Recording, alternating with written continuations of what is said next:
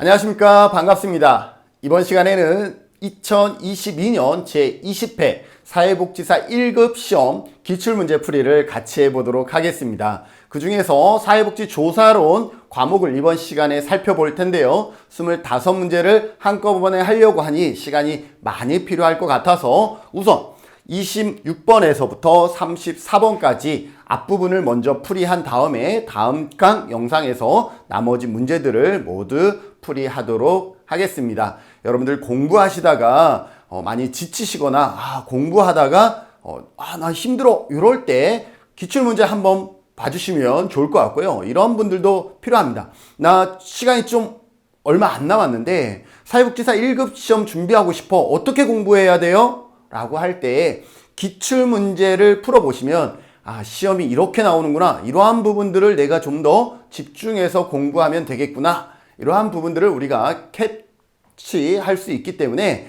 기출문제 풀이는 반드시 해야 되는 과정이다 라고 보시면 될 것 같고요.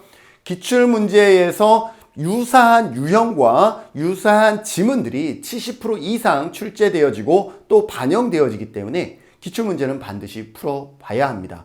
그럼에도 불구하고 2020년 사회복지사 1급 특히 사회복지조사론 과목은 기존에 출제되었던 기출문제와는 조금 다른, 조금은 더 깊숙이 아니면 조금 더 많이 깊숙이 들어간 그런 변화가 있었다? 이렇게 얘기할 수가 있습니다. 그래서 기존의 공부 수준으로는 풀기 다소 어려웠던 문항들이 있습니다. 그러면서 이제 강의들을 여러분들이 수강하고 또 공부할 때에는 조금 더 깊숙하게 공부를 해야 되겠다라는 부분들을 2022년 제20회 사회복지조사론 기출문제에서 확인할 수가 있었습니다. 그렇기 때문에 이번 저와 같이 문제 풀어볼 때 그러한 부분들이 어떠한 부분들을 설명하고 있는지 같이 살펴보면서 우리 학습의 질도 조금 높여나갈 수 있었으면 좋겠습니다. 자, 그러면 26번 문항부터 같이 풀어보도록 하겠습니다.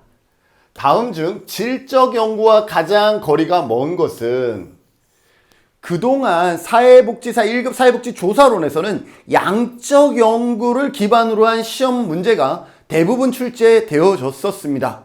그러나 최근 몇 년 동안에 달라진 경향이라 그러면 질적 연구에 관한 시험 문제가 많이 출제되어지고 있고 질적 연구에 관한 문항들이 다소 어렵게 출제되어지고 있다. 좀 더 깊숙이 이해해야만이 풀 수 있는 문항들이 있습니다. 문항들이 늘어나고 있다라는 거죠. 그럼에도 불구하고 26번은 가장 단순한 질적 문제에 대한 질문인 것 같습니다. 다음 중 질적 연구와 가장 거리가 먼 것은 그런데 연구의 내용들에 대해서 나왔는데 문화기술지, 심층 사례, 사회지표, 근거이론, 내러티브 있는데 이러한 문제들은 그냥 답은 바로 3번이다 라는 것을 우리가 확인할 수가 있어야 되겠습니다. 자, 그러면 우리는 단순히 답을 알기 위한 것이 아니라 이 문제들을 통해서 공부를 하기 위한 부분들이기 때문에 저는 적어도 여러분들과 그러한 의미에서 이 기출문제 풀이를 하고 있으니까요. 질적 연구에 대한 다양한 연구 방법에 대해서 조금 살펴보고 넘어가도록 하겠습니다. 가장 시험에 많이 나오는 것이 현실 기반 이론, 근거 이론입니다. 자, 근거 이론 하면 지문에 이렇게 나옵니다. 현실 기반 이론에 근거하고 있다. 그러면 근거 이론과 현실 기반 이론은 같은 내용이기 때문에 근거 이론은 현실 기반 모형이다 라고 보시면 되겠습니다. 자, 근거 이론은 뭐냐면 질적 연구인데 이론화한다라는 거죠. 어떻게 이론화해? 논리적으로 이론화하는 과정을 거친다라는 거죠. 관찰한 자료를 통해서 이론화를 추구합니다. 어떻게 이론화를 추구하냐면 코딩을 통해서 개방 코딩, 추 코딩, 선택 코딩 이러한 논리적인 절차, 단계에 의해서 어떻게 한다? 이론화를 추구하는 것이 현실 기반 이론, 근거 이론이다 라고 보시면 돼요. 관찰한 내용을 관찰한 자료는 한마디로 현실의 내용이죠. 그래서 현실 기반 이론이다. 근거 뭐예요? 관찰한 자료를 근거해서 이론화한다. 현실 기반 관찰한 내용 자체가 현실이죠. 현실 기반 이론이다 라는 거 기억해 두시고요. 민속학지, 문화기술지 여러분들 정책론이라든지 행정론에도 다 들어보셨죠? 민속학자 하면 문화기술지와 같은데 한마디로 말해서 그 문화에 같이 살아가면서 그 살아가는 지역의 문화를 기술하는 것, 이것이 뭐예요? 민속학지, 문화기술지입니다. 특정한 문화 속에서 살아가면서, 여기가 키워드죠. 문화를 기술하는 것을 민속학지, 문화기술지라고 합니다. 현상학은 현상에 대한 이해를 기반으로 하는 거예요. 자, 어떤 경험이나 본질을 우리는 현상이라고 얘기할 수 있어요. 어떤 경험이나 본질, 즉 현상에 대해서, 그 현상에 대해서 내포된 의미를 탐구하는 거예요.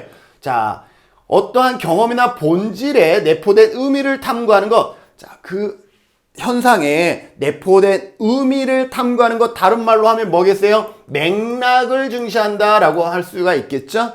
네, 현상학, 어떠한 맥락을 탐구하는 것이다 라고 얘기할 수가 있습니다. 참여행동연구, 여러분들 반드시 잘 기억해 주세요. 왜냐하면 우리가 다양한 이론 중에 대부분은 전문가를 기반으로 한 이론들이 많아요. 전문가가 핵심이고 전문가가 키워드인 이론들이 많은데요. 최근 추세는 뭐예요? 사회적 약자들에게도 뭐가 있는 거예요? 자신을 변화시키고 문제를 해결할 수 있는 역량을 가지고 있다라는데 우리가 많은 관심들을 가지고 있죠. 그런 의미에서 연구인데도 불구하고 참여행동 연구는 누가 누구보다 높다라는 기존의 전제에 대해서 이젠 도전하는 거죠. 보통 연구하는 사람이 연구 대상자보다 전문가이고 잘 안다라는 것이 전제되어 있죠. 그래서 대부분의 연구 절차라든지 방법이라든지 이것을 연구자가 세팅을 하죠. 저와 같은 연구자가 대부분 이것을 세팅을 하는데, 참여행동 연구는 연구자보다, 저보다 연구에 참여하는 어떤 부모님 집단이라든지 장애 당사자 집단들이 저보다 더 많이 알 수 있고 방법들에 대해서 더 잘할 수 있다라는 거예요. 그래서 연구자가 연구 대상보다 전문가라는 가정에 도전한다라는 거예요. 그래서 누가 할 수 있다라는, 누구도 할 수 있다라는, 연구 대상자도, 연구 참여자도 연구자 이상의 연구 과정에서 역량을 발휘할 수 있다라는 거죠. 연구 대상자, 그래서 스스로 문제 해결책을 정의하고 연구에 주도적으로 참여한다. 누가? 연구 대상자가 연구에 주도적으로 참여하는 것을 참여 행동 연구라고 얘기를 합니다. 자, 내러티브, 여기에서도 나오는 내러티브는 이야기라는 뜻이죠. 그래서 내러티브 연구는 개인에 대한 조사 문제나 주제에 대해서 어떠한 형식으로? 이야기 형식으로 서술하는 것. 나 어제 어디 갔었지? 이렇게 이야기 형식으로 서술하는 것을 내러티브 연구라고 합니다. 사례 연구는 복잡한 욕구, 이러한 단어들이 일반적으로 들어갑니다. 다양한 욕구를 가진 대상자 집단의 말 그대로 사례에 대해서 심층 분석하는 것을 사례 연구라 그럽니다. 여기 사례 연구 없네요. 사례 연구. 여기에 적혀있는 모든 것들은 질적 연구 방법의 하나다라고 보시면 돼요. 여기에 없는 생애사 연구도 있죠. 생애사 연구는 어떠한 특정한 경험을 한 사람의 일대기를 질적 연구로 만드는 것을 생애사 연구라고 하고요. 지금 이 생애사 연구 말고도 예를 들어서 포토 보이스라든지 다양한 방법들이 있어요. 포토 보이스는 요즘 현장에서 많이 써요. 어떻게 해요? 예를 들어 우리 마을에 관한 질적 연구를 한다 그러면 초등학생들에게 우리 마을에서 우리가 알았으면 좋을 만한 그러한 내용들이 있다면 그것을 핸드폰으로 찍고 와. 그렇게 해서 찍고 오죠? 그러면 그것에 대해서 왜 너는 이것이 우리 마을에서 알았으면 하는 그런 내용이라고 생각해서 사진을 찍었니? 라고 해서 그들의 의견을 들으면서 이것을 분석하는 것을 질적 연구, 포토보이스 방법이다 라고 얘기를 합니다. 그래서 질적 연구는 여기에 제시한 문화기술지, 심층 사례, 근거 이론, 내러티브 말고도 다양한 민속학지, 현상학, 참여행동 연구, 생애사 연구, 포토보이스, 다양한 방법들이 있다는 것을 여러분들이 반드시 기억해 두십시오. 질적 연구 계속해서 꾸준히 많이 나올 부분이다 라고 보시면 되겠습니다. 그래서 정답은 3번이 되겠습니다. 자, 27번입니다. 과학 철학에 관한 설명으로 옳은 것은 그랬는데요. 이 문제가 기존에 출제되지 않았던 범위에서 제시되고 있습니다. 과학 철학이라는 것은 분명히 우리가 공부할 때 공부했던 내용들입니다. 그래서 과학 철학 자체가 출제되지 않았던 부분들이 아니라 그 안에 이러한 내용들이 조금 더 깊숙이 우리가 이해할 때만이 풀 수 있었던 그러한 지문이다라고 보시면 되겠습니다. 여기에 보면 논리적 실증주의에 가장 큰 영향을 미친 사람은 영국의 철학자 휴미다라고 얘기를 하고 있습니다. 논리적 실증주의요. 여기 보면 2번은 상대론적 입장에서 경험에 의한 지식의 객관성을 추구한다 그랬는데, 일단 상대론적인 것은 말 그대로 너와 내가 다르다라는 거잖아요. 그게 상대론적이잖아요. 너와 내가 다르기 때문에 객관적일 수가 없어요. 그래서 상대론적 입장은 뭐예요? 일단 주관성이에요. 주관성. 그래서 옳은 것은 했을 2번은 틀린 거야. 자, 그런데 봅시다. 여기서 절대론적 입장과 상대론적 입장의 과학 철학에 대해서 먼저 살펴보면, 절대론적 입장이라는 것은 지식은 절대적이다 라는, 객관적이다 라는 것이에요. 절대론적 입장은 객관적인 지식이 존재한다 라는 거예요. 지식의 객관성을 추구하는 입장. 그래서 객관적이다, 절대론적 입장이다, 이렇게 매치가 될 수 있죠. 그래서 카드납이라든지 햄펠이라든지 포퍼의 반중주의, 포퍼와 같은 사람들이 절대론적 입장을 취합니다. 자, 그러면 절대론적 입장의 관점에 어떤 과학 철학은 어떤 것이냐? 논리 실증주의예요. 여러분들 논리 실증주의, 논리 경험주의 많이 들어보셨죠? 논리 실증주의는 어떤 거예요? 이론은 관찰을 통해서 검증되어져야 한다라는 귀납적 논리에 의존하고 있습니다. 자, 이론이라는 것은 관찰을 통해서 뭐 한다라는 거예요? 검증되어져야 된다. 맞죠? 논리 실증주의, 우린 논리 실증주의에 근거하고 있잖아요. 이론은 관찰을 통해서 검증되어져야 합니다. 그러면 관찰한다라는 것은 뭐예요? 기납적인 입장이죠. 그래서 기납적인 입장을 취하는데 여기에 문제가 발생합니다. 우리는 인간이었어요. 그걸 나중에 알았어.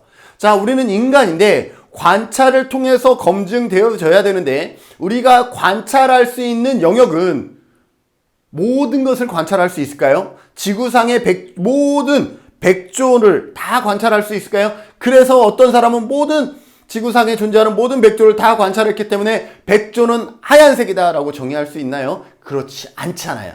그래서 어떤 문제가 발생하죠? 기납적 논리의 문제가 부딪히게 되는 거죠. 어떤 문제예요? 우리가 인간으로서 관찰할 수 있는 범위가 제한되어 있다라는 거예요. 그래서 논리 실증주의의 이러한 부분들을 보완하기 위한 개념으로 논리 경험주의가 나옵니다. 논리 실증주의가 아니라 이제는 논리 경험주의죠. 논리 경험주의는 논리 실증주의의 그 범위의 한계에 대해서 부분적으로 이제 수용을 하는 거죠. 논리 경험주의는 논리 실증주의에 비해 검증 가능성 기준에 좀 더 관대하다라는 거예요. 논리 실증주의는 어디까지 검증을 해야 돼? 인데 논리 경험주의는 우리 인간으로서의 경험이기 때문에 조금 더 관찰에 관대함이 있다라는 거예요. 확률적이다라는 거예요. 그래서 둘의 차이는 뭐냐? 동일한 점은 경험적 검증을 통해서 정당화해야 한다. 경험적 검증을 통해서 정당화해야 한다라는 부분은 일치하지만, 논리 실증주의는 모든 것을 다 관찰해야 되는 거예요. 그러나 논리 경험주의는 모든 것을 다 관찰함에 있어서 관대함을 설정했다라고 보시면 되겠습니다. 그리고 반증주의 있죠? 반증주의도 어때요? 반증이 나오기 전까지는 그 지식을 잠정적인 지식으로 간주하잖아요. 그러니 반증이 나오기 전까지는 뭐예요? 얘도 객관적으로 그렇다라고 우리가 얘기할 수 있는 거죠. 그래서 논리 실증주의, 논리 경험주의, 포퍼의 반증주의, 이러한 과학 철학은 절대론적 입장을 취하고 있다라고 보시면 되겠습니다. 어렵지 않죠? 반면에 상대론적 입장을 취하고 있는 것은 무엇이냐 하면 쿤의 과학적 혁명입니다. 자, 쿤의 과학적 혁명은 다른 말로 패러다임론이다 라고 얘기를 합니다. 자, 과학적 혁명은 어떤 거예요? 점진적이지 않다라는 거예요. 어떤 과학 지식은 점진적으로 변화되는 것이 아니라 쿤에 말하는 과학적 혁명이라고 얘기했기 때문에 지식은 혁명적으로 확 바뀐다라는 거예요. 근데 또 재밌는 거는 이 쿤의 과학적 혁명론을 우리가 다른 말로 패러다임론이라고 얘기를 합니다. 여기에서 또 우리가 기억할 것은 뭐냐면 패러다임이라는 것이 어느 하나는 옳고 어느 하나는 그르다. 이렇게 분명하게 옳고 그름을 구분할 수가 없는 부분들이죠. 사상과 관련된 거죠.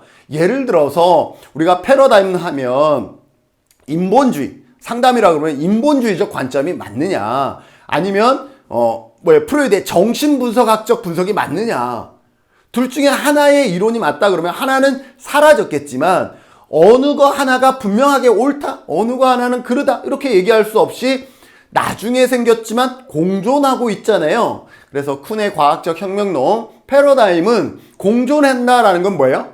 어느 것 하나가 정답이다라고 객관화할 수가 없다라는 거예요. 상대적으로 뭐예요? 주관적이다라는 거예요. 그래서 상대론적 입장에서 얘기하는 과학적 혁명이라는 것은 과학 지식의 누적적인 진보를 거부합니다. 어떻게 해요?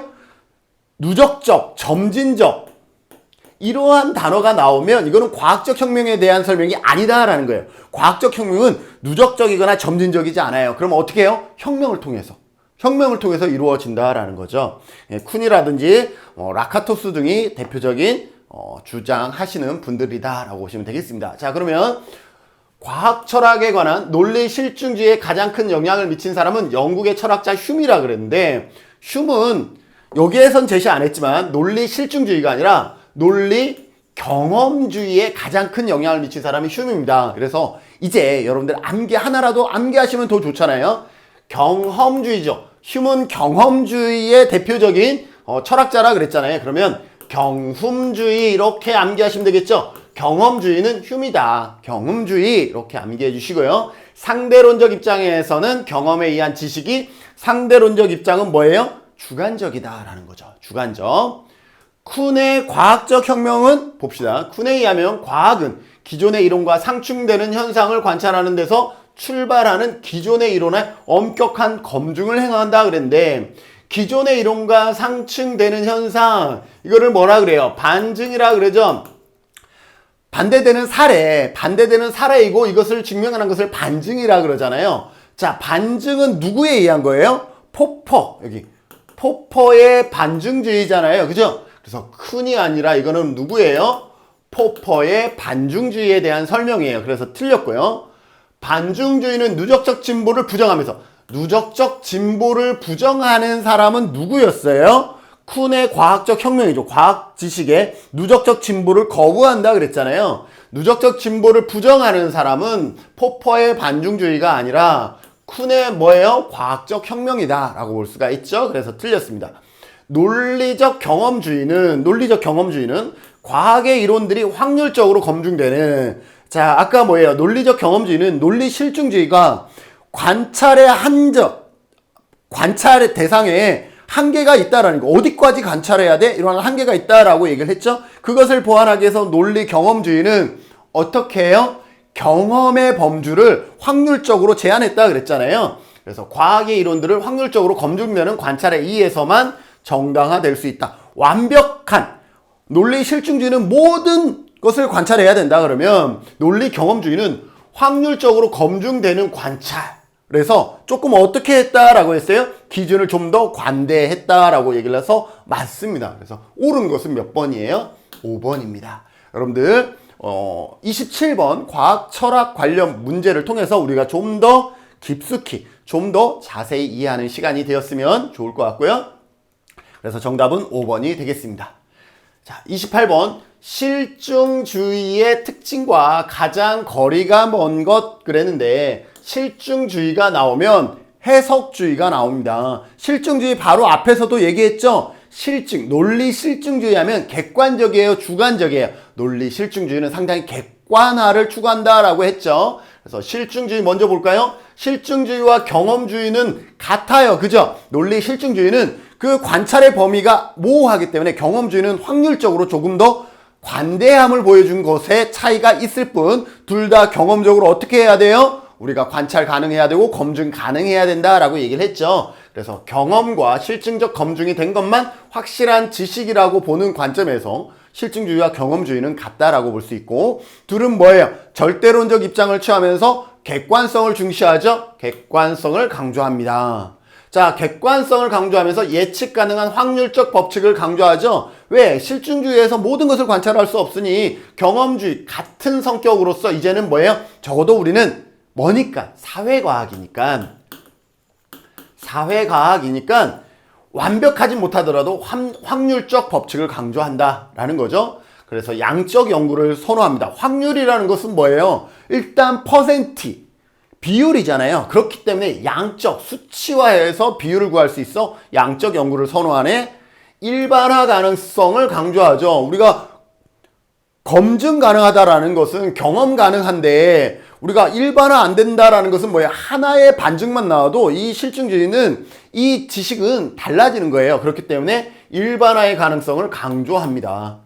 그래서 실증주의의 특징이고요. 반면에 해석주의는 뭐냐면 여기에서는 사회과학도 자연과학처럼 연구할 수 있다예요. 실증주의는 사회과학도 마치 사물을 연구하듯이 객관성을 두고 연구가 가능하다라는 입장이 실증주의, 경험주의라 그러면, 해석주의는 사회과학은 자연과학처럼 연구할 수도 없고 연구해서도 안 된다라는 거예요. 인간을 연구하면서 마치 이 플라스틱의 성분을 연구하듯이 그렇게 분석하고 나누고 쪼개고 이렇게 연구할 수 없다라는 것이 해석주의입니다. 그래서 인간은 그렇게 딱 칼로 물베듯이 뭔가 뭐가 뭐라고 딱 정의할 수 있는 그러한 부분이 아니다라는 거예요. 즉 인간은 어떻게 해요? 그 상황 속에서의 맥락, 주관적인 의미가 더 중요하다라고 얘기를 해요. 해석주의는 자연과학처럼, 뭐도 사회과학이 자연과학처럼 연구할 수도 없고 해석해서도 안 된다. 그러면 뭘 중시하느냐? 객관성보다는 그 행위에 담겨져 있는 뜻, 의미, 맥락, 상당히 주관성을 강조한다라고 보시면 돼요. 해석주의는 어떻게 해석하느냐에 따라 달라지기 때문에 주관적 의미를 강조한다. 그리고 해석주의는 일반화의 가능성이 낮습니다. 그죠? 일반화의 가능성이 낮고 질적 연구를 선호하게 되고요. 더불어서 연구자의 가치나 태도의 활용을 강조합니다. 이 부분도 시험에 자주 나오기 때문에 연구자의 가치나 태도 활용을 강조한다라는 것까지 해석주의로 기억해 두시면 좋겠습니다. 자, 실증주의의 특징과 가장 거리가 먼 것은 실증주의가 아닌 해석주의에 대한 설명을 찾으라는 것과 여러분들이 같다라고 보시면 되겠죠? 이론의 재검증, 그죠? 우리는 실증주의는 양적 연구를 선호하잖아요. 양적 연구의 연구 방법 어떻게 돼요? 양적 연구의 연구 방법은 이 가지예요. 이론, 가설 설정, 조작화. 이 가지 외워야 돼요. 이론, 가설 설정, 조작화. 반면에 질적 연구는 뭐예요? 관찰을 통해서 패턴, 유형을 발견합니다. 유형을 발견하면 계속했는데 어떤 동일한 패턴 유형이 발견돼요. 이거는 뭐예요?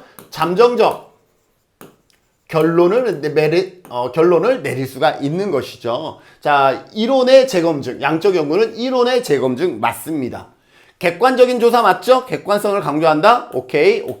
사회 현상의 주관적인 의미에 대해서 해석. 자, 주관적인 의미에 대한 해석을 강조하는 것은 실증주의가 아니라 뭐예요? 밑에 있는 해석주의죠. 해석주의. 사회적 의미의 주관적인 의미를 강조한다. 해석주의입니다. 이 부분은 해석주의에 대한 설명으로서 이 문제는 상당히 쉽게 정답이 3번이구나 알 수 있죠. 보편적이고 적용 가능한 통계적인 분석 도구, 통계적, 확률적, 양적 연구 다 매칭될 수가 있죠. 연구 결과의 일반화의 가능성이 높다. 실증주의에 대한 설명이죠. 그래서 28번 정답은 3번이 되겠습니다. 자, 29번입니다.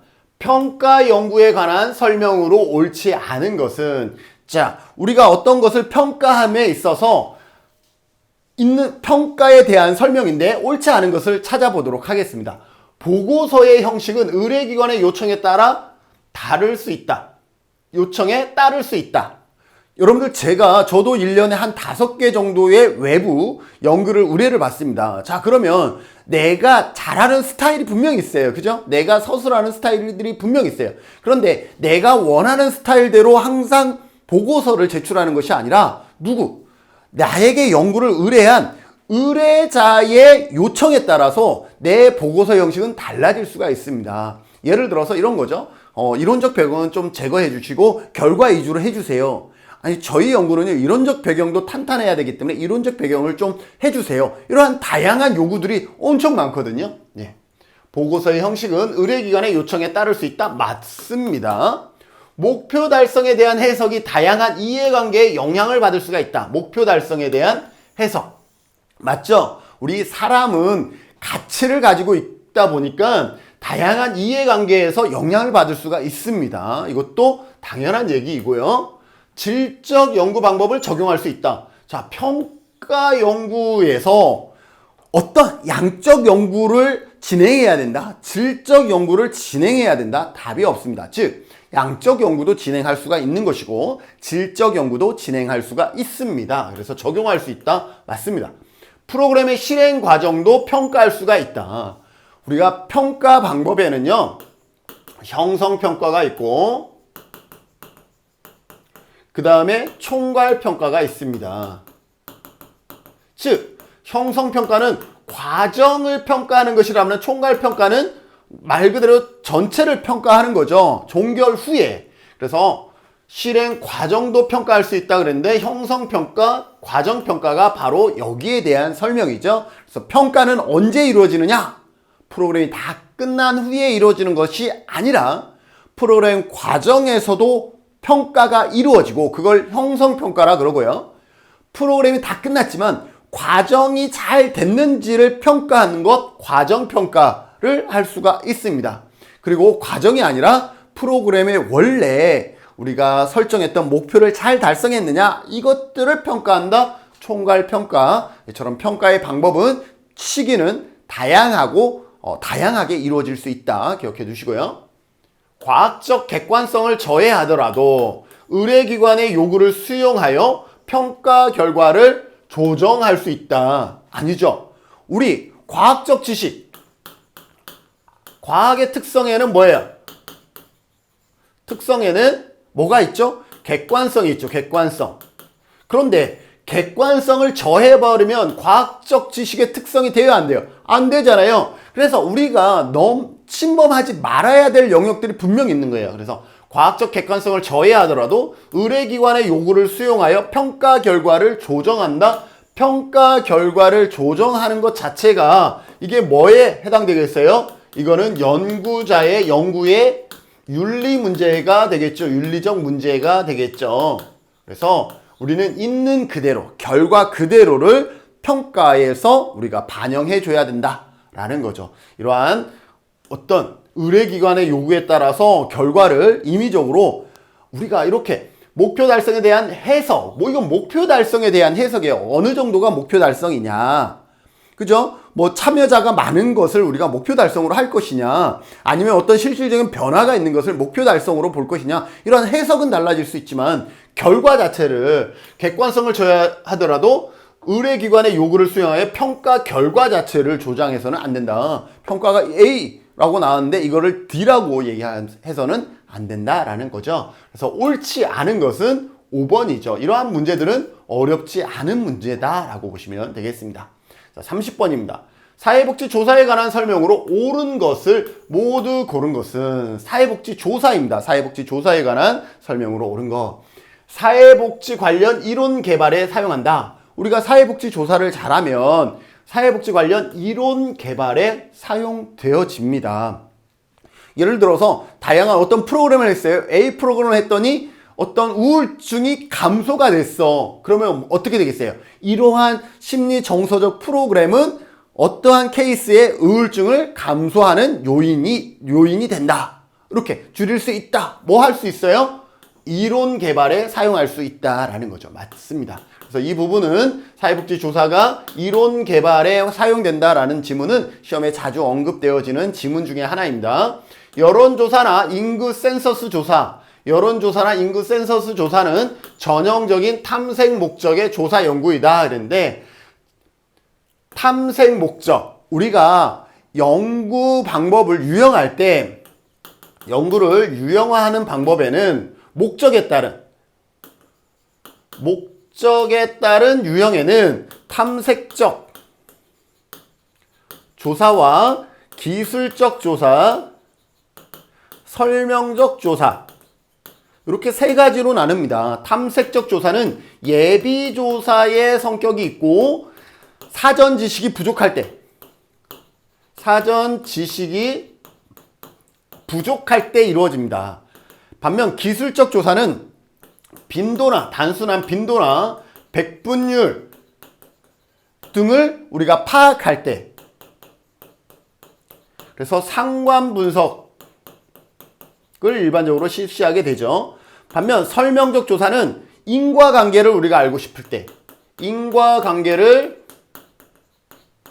확인하고자 할 때, 인과관계를 확인하는 분석 방법은요, 회귀분석이에요. 회귀분석. 이렇게 됩니다. 자, 그러면 여기 보세요. 자, 탐색적 목적이니까 이거는 뭐예요? 예비조사, 사전 지식이 부족할 때 하는 거죠. 자, 그런데 사전 지식이라는 연구에 관련된 다양한 그 사전 지식이 없다라는 거예요. 그런데 여론조사나 인구 센서스는 어떤 조사죠? 우리 지역에 1인 가구가 몇 사람이고 어떠한 사람이 이 가구의 총 수입과 지출은 얼마이고 이런 것들을 파악하는 조사가 여론조사나 인구 센서스죠. 자, 그러면 여론조사나 인구 센서스는 탐색적이에요? 우리가 인간에 대해서 잘 몰라서 하고 있나요? 그게 아니죠. 빈도나 백분율을 파악하기 위해서 하는 거잖아요. 그죠? 그래서 여론조사나 인구 센서스 등은 여기에서 기술적 조사, 탐색적 목적이 아니라 기술적 목적의 조사 연구이다 라고 보시면 됩니다. 그래서 얘는 틀렸고요. 연구의 전 과정에서 결정주의적 성향을 지향한다. 연구의 전 과정에서 결정주의적 성향을 지향한다 라고 얘기를 하고 있습니다. 지향은 낮춘다라는 거죠. 연구의 전 과정에서 이미 결정되어 있다라는 것을 지향한다, 줄인다라는 거예요. 그러면 연구의 과정은 뭐다? 유연하다라는 거예요. 이거는 다른 말로 하면 연구의 과정은 유연할 수가 있다라는 거예요. 유연할 수가 있다라는 거예요. 어때요? 우리 사회과학은 인간을 대상으로 하는 연구이다 보니까 처음에 의도했던 것과 조금 다를 수 있어요. 연구하다 보면. 그러면 어떻게 되겠어요? 딱 결정한 대로 하는 게 낫겠어요? 유연하게 그 모니터링한 것을 반영하는 게 낫겠어요? 모니터링한 것을 반영하는 게 낫겠죠? 그러니 연구의 전 과정에서 결정주의적 성향은 지향한다, 낮춘다. 즉 연구의 과정은 유연하게 할 필요성도 있다. 맞는 설명입니다. 맞는 설명이죠. 조사 범위에 따라 횡단 연구와 종단 연구로 나누어진다. 야, 많은 학생들이요, 이 지문을 그렇죠, 맞아요, 횡단 연구와 종단 연구로 나누어진 거 맞죠? 이렇게 얘기를 해요. 자, 그런데 횡단 연구와 종단 연구로 여기에 목적에 따라서는 탐색 기술 설명으로 나눈다. 그러면 횡단과 종단은 뭐냐면 조사 시점에 따라서 횡단 연구와 종단 연구로 나눕니다. 자, 그러면 조사 범위에 따라는 어떻게 될까요? 조사 범위에 따라서는 우리가 어떻게 나눌 수가 있을까요? 크게는 전수조사, 전체를 조사하는 전수조사, 그 다음에 뭐예요? 표본조사, 표본을 조사하는 조사, 그 다음에 하나가 더 있다 그러면 단일 사례. 이렇게 조사 범위에 따라서 전수조사, 표본조사, 단일 사례 조사 이렇게 나눌 수가 있는 거죠. 그래서 조사 범위에 따라서는 이렇게 설명을 해야 됩니다. 횡단 연구와 종단 연구로 나누어지는 것은 조사 범위가 아니라 조사 시점에 따라, 시간적 개념이죠. 조사 시점에 따라서 횡단 연구와 종단 연구로 나눈다. 이렇게 해야 되죠. 그래서 얘는 틀렸습니다. 자, 그래서 옳은 것을 고르라 그랬으니까 기역과 디귿. 기역과 디귿 정답은 1번이 되겠습니다. 정답 1번 맞습니다. 자, 31번입니다. 다음에서 설명하는 조사 유형에 해당하는 것은 조사 유형입니다. 자, 우리가 바로 앞에 조사 유형에 대해서 여러 가지 했죠. 어떤 목적에 따라서는 기억나시나요? 바로 앞에 했습니다. 탐색적 조사, 기술적 조사, 설명적 조사. 그 다음에 대상에 따라서, 연구 대상에 따라서는 전수조사, 표본조사, 단일 사례. 그 다음에 조사 시점에 따라서, 조사 시점에 따라서는 뭐예요? 횡단 연구, 종단 연구. 그리고 이 종단 연구에는요, 다시 패널, 동년배, 경향 조사가 있습니다. 여기에서 패널 조사는 동일 대상을 반복해서 측정하는 특징이 있습니다. 자, 그럼 봅시다. 둘 이상의 시점에서 조사가 이루어진다. 이거는 조사 시점에 관한 것이죠. 그러니 목적도 아니고 대상도 아니고 이쪽으로 와야 돼요. 자, 조사 시점에서 둘 이상의 시점에서 조사가 이루어지는 건 뭐예요? 종단 연구입니다. 아, 여기에서 얘는 종단 연구를 의미하고 있구나 라는 거예요. 동일 대상 반복 측정을 원칙으로 하지 않는다. 동일한 대상을 반복 측정하는 것이 패널인데 이것을 원칙으로 하지 않는다 그랬으니까 패널이 아닌 것. 즉 여기에서는 이 설명은 동년배거나 경향이구나 라는 것을 알 수가 있습니다. 동년배나 경향이구나 라는 것을 알 수 있죠. 여기에서 경향은 다른 말로 추세 연구라고도 합니다. 그리고 이 추세 연구는 전체적으로는 또 종단 연구를 추세 연구라고 하시는 분들도 있긴 해요. 그러나 경향 연구를 추세 연구로 보시면 돼요. 자, 그러면 추세 연구 맞습니다. 횡단이에요, 아니에요? 위에서 종단이었죠. 틀렸습니다. 자, 패널 맞아요, 아니에요? 패널은 원칙으로 하지 않는다 그랬으니까 패널 아니에요. 추세 맞습니다. 자, 횡단 연구인가요? 아니죠. 동년배는 맞죠. 여기서 패널만 빼면 동년배나 경향이니까 얘는 맞습니다. 자, 추세 연구 맞죠? 추세 연구 맞고 동년배 연구 맞죠? 추세 연구, 동년배 연구 맞습니다. 자, 패널 아니라 그랬죠? 동년배 연구 맞습니다. 그러니 조사 유형에 모두 해당되는 것은 몇 번? 4번이다라는 것을 알 수가 있습니다. 정답 4번. 32번입니다. 17개 시도에 69개 사회복지기관에 근무하는 사회복지사 396명을 대상으로 근무기관의 규모별 직무 만족도를 설문조사할 때 독립변수와 종속변수의 관찰 단위를 순서대로 옳게 짝지어진 것 했는데 이 문제가 다소 우리에게 기출문제와 다른 패턴으로 질문한 문항이라 학생들이 시험 응시자들이 조금 착각했던 부분들이 많았던 문제입니다.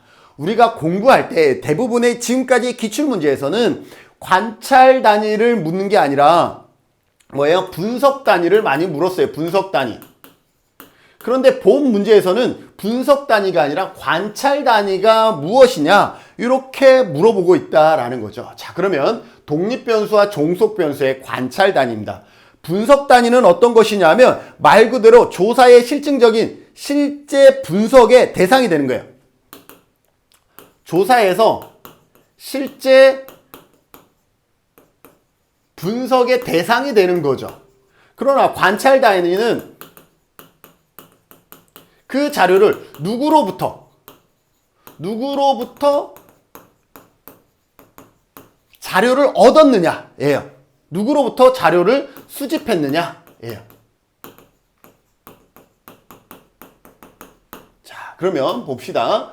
17개 시도에 69개 사회복지기관에서 근무하는 사회복지사 396명 사회복지사를 대상으로 근무기관의 근무별 직무 만족도를 한 거예요. 자, 그러면 독립변수와 종속변수는 뭐냐면 근무기관의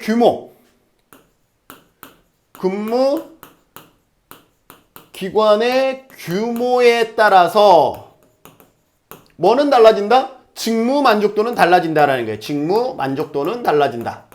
그래서 규모 자체가 독립변수예요. A면 B이다. 직무 만족도는 종속 변수예요. 자, 그러면 여기에서 분석 단위는 뭐냐면 직무 만족도인데 조사에서 실제 분석의 대상, 직무 만족도를 실제 분석의 대상은 뭐냐면 근무 기관의 규모예요. 예를 들어서 복지관이라 그러면 A형이냐, 가형이냐, 나형이냐, 다형이냐 이거예요. 자, 그러면 분석 단위는 뭐냐? 가형, 나형, 다형, 기관이 되는 거죠. 기관. 그죠? 규모라 그랬으니까 가형, 나형, 다형이 되는 거예요. 그러나 뭘 본다라는 거예요? 독립변수와 종속변수의 관찰 단위. 자, 근무기관의 규모에 따른 설문지, 그리고 직무 만족도도 전부 다 뭐예요? 396명을 대상으로 근무기관에 사회복지사를 대상으로 해서 근무기관과 직무 만족도를 값을 얻은 거잖아요. 자, 근무기관의 규모별 뭘 통해서 얻은 거예요? 설문지를 통해서 얻은 거죠, 결국은. 자, 설문지를 통해서 얻었고 이 설문지에 참여한 사람 누구예요? 사회복지사죠. 사회복지사 개인입니다. 개인. 그죠? 사회복지사라는 개인들에게서 자료를 얻었어요. 자, 직무 만족도도 뭐에서 우리가 볼 거죠? 네, 설문지에서 볼 거죠. 누가 이 설문지를 했어요? 사회복지사. 똑같은 사회복지사. 개인이에요, 개인. 그래서 정답은 뭐냐면 1번이에요, 1번. 독립변수와 종속변수 전부 다 결국은 누구로부터 자료를 수집했냐면 사회복지사로부터 자료를 수집했어요. 그러다 보니까 개인이 되는 것이죠. 교수님, 당연히 자료는 사람으로부터 얻죠. 그렇게 안 하는 데도 있나요? 그죠? 사람이 아닌 뭐예요? 어떤 책을 분석한다든지 신문을 분석한다든지 그러면 관찰 단위가 뭐겠어요? 신문이 되겠죠. 분석 단위는 거기에서 신문사 별 했으면 마찬가지 신문사가 분석 단위가 되는 거죠. 관찰 단위도 신문사가 되고 분석 단위도 신문사가 되는 거잖아요. 그리고 여기에서는 개인이라고 물어봤지만 이런 경우 있죠.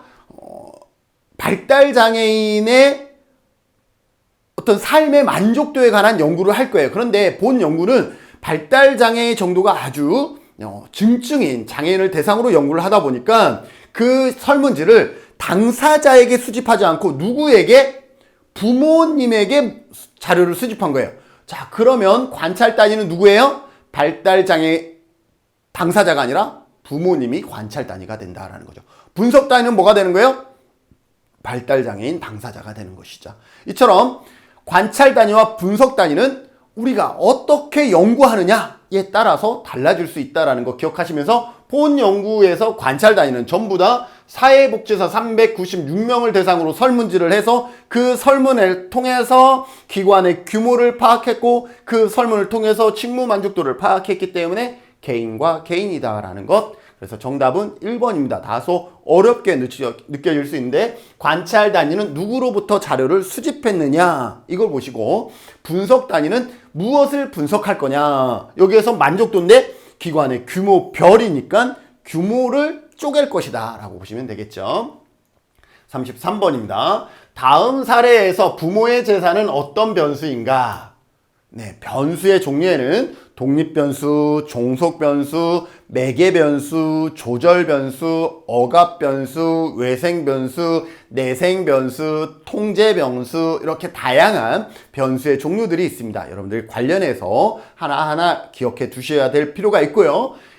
요즘의 시험 트렌드는 이게 독립변수 이게 아니라 항상 사례를 통해서 이 사례에 해당하는 저 요인은 뭐냐 이렇게 시험에 출제되어지기 때문에 여러분들 사례에 대한 부분들을 이해하셔야 됩니다. 한 연구에서 부모의 학력이 자녀의 대학 진학률에 영향을 미치는 것으로 나타났다. 학력이 뭐에? 진학률에 영향을 미치는 것으로 나타났다. 그러나 부모의 재산이 비슷한 조사 대상에서 한정하여 다시 분석해 본 결과 부모의 학력과 자녀의 대학 진학률 사이에는 통계적으로 유의미한 관계가 없어졌다. 자, 처음에 조사했을 때는 부모의 학력이 자녀의 대학 진학률에 영향을 미치는 것으로 나타났어요. 자, 그런데 뭐를 갖게 해주니까 부모의 재산이 비슷한 조사를 대상으로 한정했더니 아니다라는 거예요. 자, 그러면 이거는요, 원래 뭐예요? 여기에서 부모의 재산이 어떤 요인이냐? 이걸 물어보는 건데, 여기서 그냥 간단하게 설명할게요. 비슷하게 맞춘다라는 것은 뭐냐면 통제해준다라는 의미가 있습니다. 예를 들어서 부모의 학력인데, 이 부모의 학력을 독립변수를 잘게 쪼개보면 이렇게 되겠죠. 부자이면서 고학력, 그죠? 부자이면서 저학력, 가난하면서 고학력, 가난하면서 저학력, 이러한 다양한 케이스들이 있을 거 아니에요, 그죠? 그런데 여기에서 봤더니 이렇게 나눈 거죠. 부모의 학력이. 그래서 요렇게 평균을 냈고, 그 다음에 요렇게 평균을 냈더니 어떻게 된 거예요? 부모의 고학력과 부자인 고학력과 가난한 고학력의 부모에서 평균적인 자녀의 대학 진학률이 높았던 거예요. 그리고 부자이면서 저학력인 부모와 가난하면서 저학력인 부모보다 일반적으로 진학률이 높았던 거예요. 그런데 뭐를 갖게 해줬어요? 예를 들어서 부모의 재산을 비슷하게 한 거죠. 부모의 재산을 이렇게 비슷하게 한 거예요. 가난한 고학력, 가난한 저학력을 없애버린 거죠. 그러면 부자인 고학력과 부자인 저학력만 남았어요. 그죠? 그래서 분석했더니 학력 자체가 자녀의 대학 진학률에 영향을 미치지 않는다라는 거예요. 둘 다 뭐가 같아요? 부자라는 것이 같다라는 거예요. 그렇게 되면 자녀의 대학 진학률에 영향을 미치지 않는다라는 거예요. 같게 했더니 고학력과 저학력은 뭐가 아니다라는 거예요? 자녀 대학 진학률에 영향을 미치는 원인 변수가 아니다라는 거예요. 이때 여기서는 부자인 사람, 가난한 사람이 혼합되어 있었는데, 여기서는 두 번째 연구에서는 부자인 사람들만 추출했더니 결국 영향이 없어졌다는 거예요. 이처럼 가난한 사람을 제거하는 것을 뭐라 그래요? 이러한 것이 영향을 미칠 수 있는데 이것을 제거해 줬기 때문에 이거를 뭐라 그래요? 통제 변수라고 얘기를 합니다. 그래서 이 부분들을 여러분들이 이해하기 어려우면 이렇게 생각하시면 돼요.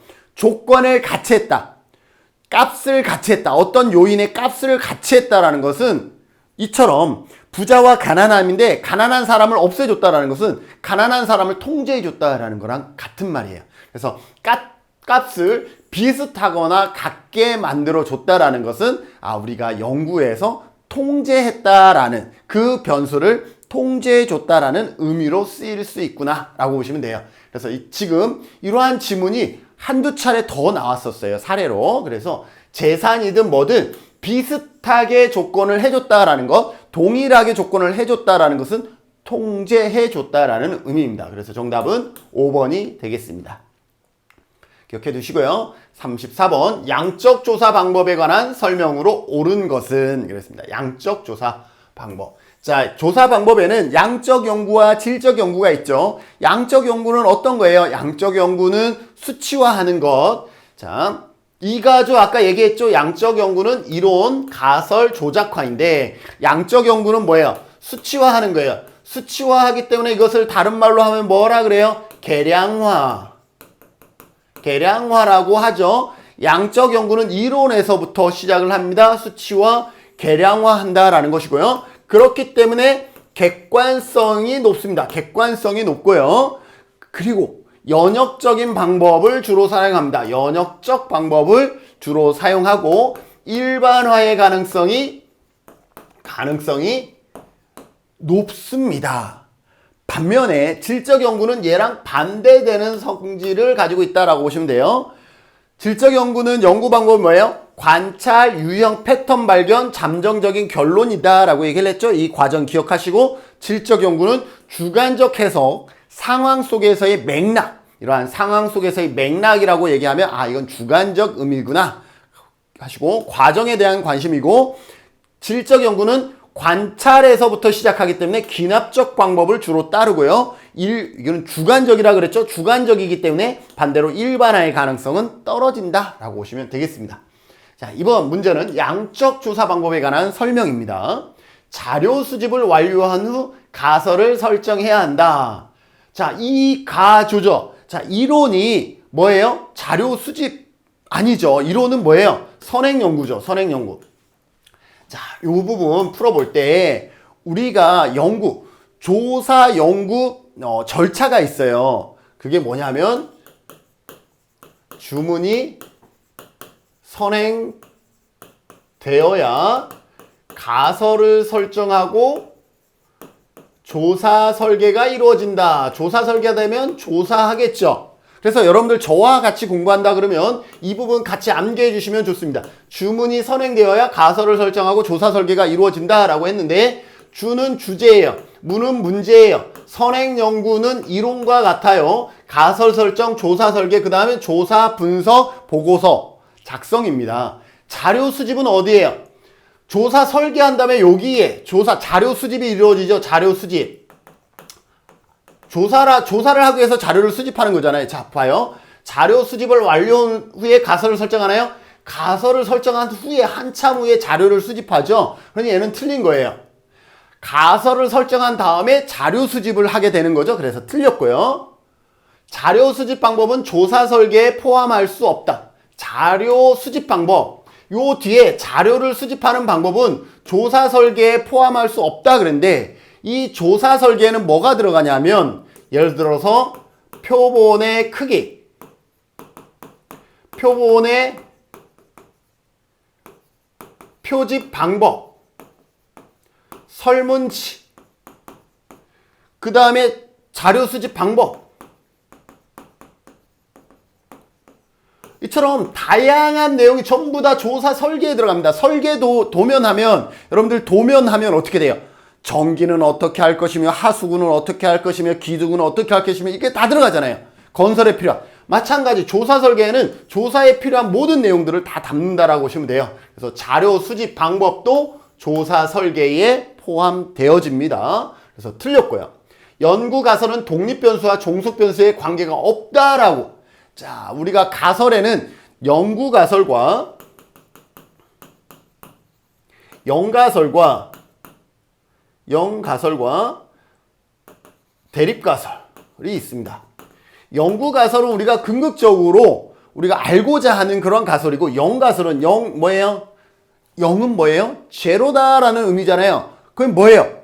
연구 가설은 일반적으로 관계가 있다라는 것이라 그러면, 영가설은 관계가 뭐예요? 제로다라는 거예요. 그래서 관계가 없다라고 설정되는 것은 영가설이다라고 보시면 됩니다. 연구가설은 독립변수와 종속변수에 관계가 없다라고 설정하는 방법은 연구가설이 아니라 뭐예요? 영가설, 관계가 0이다라고 해서 영가설이다. 그래서 틀렸고요. 개념적 정의. 여러분들 개념적 정의는 사전적 정의, 추상적 정의라고 할 수 있다 그러면, 반면에 조작적 정의는 측정 가능한 정의라고 보시면 돼요. 자, 개념적 정의는 측정 가능성을 전제로 하지 않는다. 자, 개념적 정의는 측정 가능한 것은 뭐예요? 측정 가능한 것은 조작적 정의였어요. 근데 개념적 정의는 측정 가능성을 전제.